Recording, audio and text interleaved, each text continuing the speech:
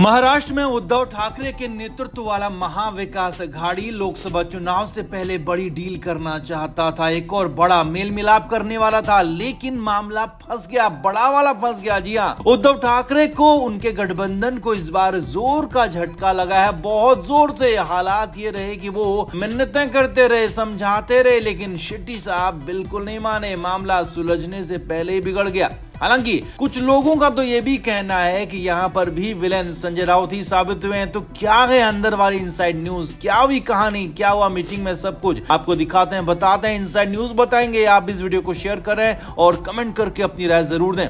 तो महाराष्ट्र में शिवसेना, कांग्रेस और एनसीपी का गठबंधन महाविकास अघाड़ी लगातार अपना कुनबा बढ़ाने की कोशिश में है। लोकसभा चुनाव से पहले बड़ा गठबंधन बनाने की प्लानिंग कर रहे हैं और इसके लिए प्रकाश अंबेडकर की पार्टी के साथ पहले ही उद्धव ठाकरे गठबंधन कर चुके हैं। हालांकि सीटों का बंटवारा अभी तक हुआ नहीं है, लेकिन बाकी छोटी पार्टियों के साथ भी मेल मिलाप और गठबंधन की कोशिशें जारी है। अब इस बीच 2 जनवरी को किसान संघ के राजू शेट्टी ने मातोश्री जाकर उद्धव ठाकरे से मुलाकात की और उसके बाद राजनीतिक बाजार में कयासों की हलचल तेज हो गई। कयास लगाए जा रहे थे कि राजू शेट्टी की पार्टी भी महाविकास अघाड़ी में आ जाएगी और ये कयास 2 दिन तक लगते रहे, क्योंकि 2 दिन तक कोई ऑफिशियल बयान आया नहीं था। अब बड़ी खबर मुंबई से उसके बाद ये आई, जो कि राजू शेट्टी ने खुद ही ऐलान कर दिया कि वो यानी कि उनकी पार्टी किसान संघ अकेले ही महाराष्ट्र की 6 लोकसभा सीटों पर चुनाव लड़ेगी और उद्धव ठाकरे के साथ ही महाविकास अघाड़ी के साथ कोई गठबंधन नहीं करेंगे। अब राजू शेट्टी ने ऐलान किया तो हंगामा मच गया, क्योंकि कहानी कुछ और ही निकल कर आ रही है।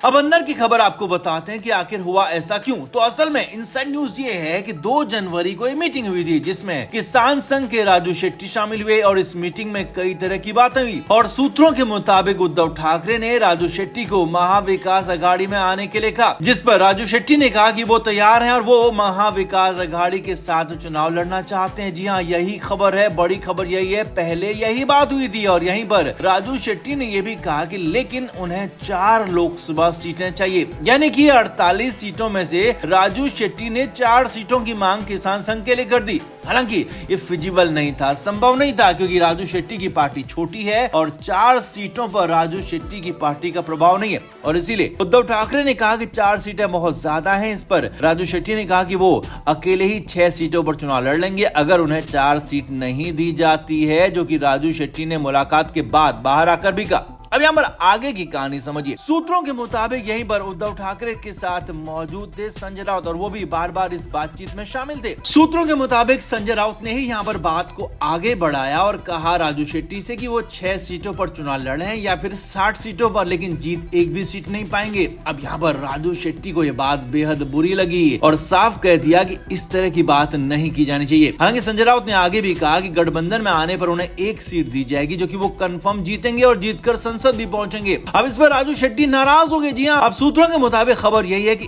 1 सीट की पेशकश करने से शेट्टी नाराज तो थे ही, साथ ही साथ संजय राउत के बर्ताव से भी नाराज हो गए, क्योंकि संजय राउत ने जो कड़वी बातें यहाँ पर बोली, वो बातें राजू शेट्टी को चुभ गई। हालांकि उद्धव ठाकरे ने मनाने की कोशिश की, समझाने की कोशिश की, राजू शेट्टी से काफी देर तक उसके बाद भी बात की, लेकिन वो माने नहीं और 1 सीट के ऑफर से ज्यादा संजय राउत के बर्ताव की वजह से वो परेशान और नाराज दिखे। इसीलिए तो संजय राउत को इस बार भी विलन कहा जा रहा है। हालांकि इसके बाद 1 दिन तक खुद राजू शेट्टी भी चुप रहे और खुद ही उसके बाद ऐलान किया कि वो महाराष्ट्र की 6 सीटों पर चुनाव लड़ेंगे और जीत कर दिखाएंगे। हालांकि सच तो ये भी है कि अकेले लड़ने पर राजू शेट्टी को कुछ हासिल होने वाला नहीं है। राजू शेट्टी के अकेले लड़ने पर उद्धव ठाकरे और उनके गठबंधन महाविकास अघाड़ी को भी खासा नुकसान होने वाला है। तो कुल मिलाकर नुकसान दोनों तरफ है, लेकिन मानने वाला कोई नहीं है और राजू शेट्टी ने तो साफ साफ आंख दिखा दी है, गठबंधन से इनकार कर दिया और इसकी वजह एक बार फिर से संजय राउत नजर आ रहे हैं। तो आपका इस पूरे मामले पर क्या कहना है? क्या हर तरफ से उद्धव ठाकरे को झटके पर झटके लग रहे हैं? क्या वो लोकसभा चुनाव 2024 में अपने सपनों को पूरा कर पाएंगे या फिर संजय राउत के कारनामों की वजह से नुकसान में ही चले जाएंगे? आप क्या मानते हैं, क्या जानते हैं? कमेंट बॉक्स में जरूर बताएं